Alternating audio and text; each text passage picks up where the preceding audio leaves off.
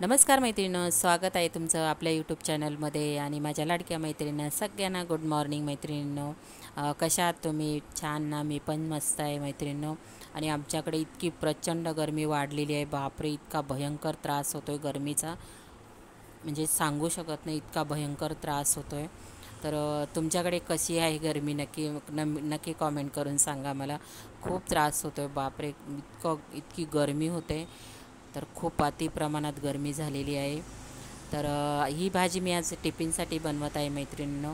तर साधी सिंपल आहे आणि झटपट होणारी आहे, कारण कसं सकाळच्या घाईमध्ये 2-3 टिफिन असतील तर आपण कसं खूप वाटपाच्या वगैरे भाज्या नाही बनवत.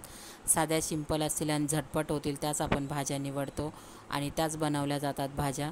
तर इथे मी कढई ठेवलेली आहे, तेल टाकून घेतलेलं आहे. तेल मस्त कडकडीत गरम झालेलं आहे आणि त्यानंतर मी टाकलेला आहे बारीक चिरलेला कांदा टाकून घेतलेला आहे आणि नंतर मी मीठ टाकून घेतलेलं आहे. आणि आता बघा कांदा व्यवस्थित असा परतून घेत आहे. तर मैत्रिणींनो, तुम्ही माझे व्हिडिओ कोणत्या शहरातून गावातून बघतात प्लीज मला कॉमेंट करून सांगत जा मैत्रिणींनो.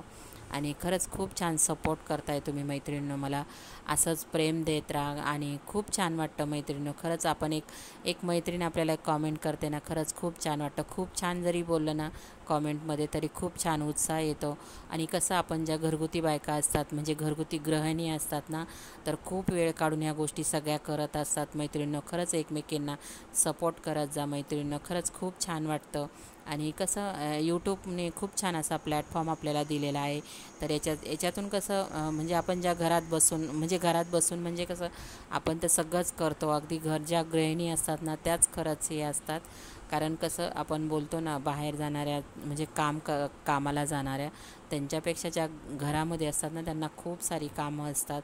आणि तेवढंच की त्यांचं काम दिसून येत नाही. किती पण कामं केली ना, घरातली कामं बिलकुलही दिसून येत नाहीत. पण त्यांना खूप अतिप्रमाणात घरातली सगळी काम, घरामध्ये एकच काम नसतं, खूप सारी कामं असतात घरामध्ये.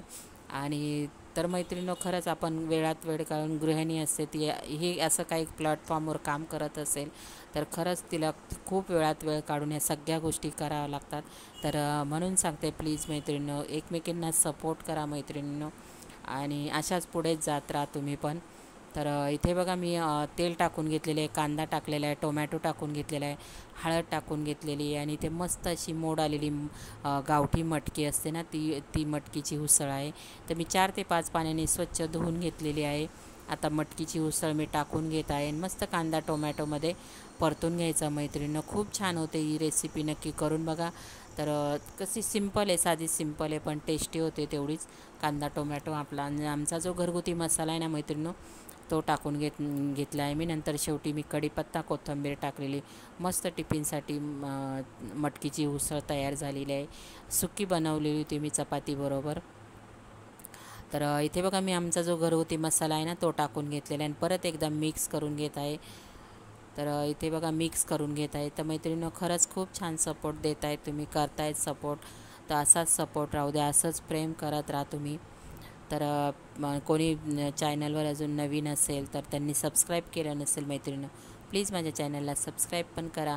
आणि माझ्या कशा सगळ्या साध्या सिंपल रेसिपी असतात, म्हणजे मैत्रिणी कॉमेंट करतात तुमच्या छान रेसिपी असतात, साध्या सिंपल असतात. माझं कसं 3 टाईम जेवण असतं. सकाळी म्हणजे टिफिनची भाजी असते त्याचा व्हिडिओ टाकते, दुपारी आमचे जेवायला असतात तो व्हिडिओ टाकते मी, आणि रात्री वेगळं बनलं जातं त्याचा पण असं मी 3 टाईम व्हिडिओ टाकत असते.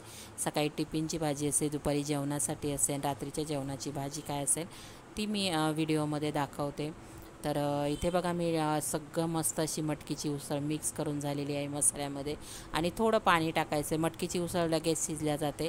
थोडं पाणी टाकायचं आहे आणि झाकण ठेवून आपल्याला 1-2 मिनटासाठी फक्त शिजून घ्यायचं आहे. नंतर आपल्याला शिजल्यानंतर कोथिंबीर कढीपत्ता टाकून घ्यायचा आहे आणि परत एकदा मिक्स करून मस्त अशी टिफिनसाठी भाजी तयार होते मैत्रिणींनो. कसा वाटला व्हिडिओला लाईक शेअर सबस्क्राईब. बाय मैत्रिणींनो.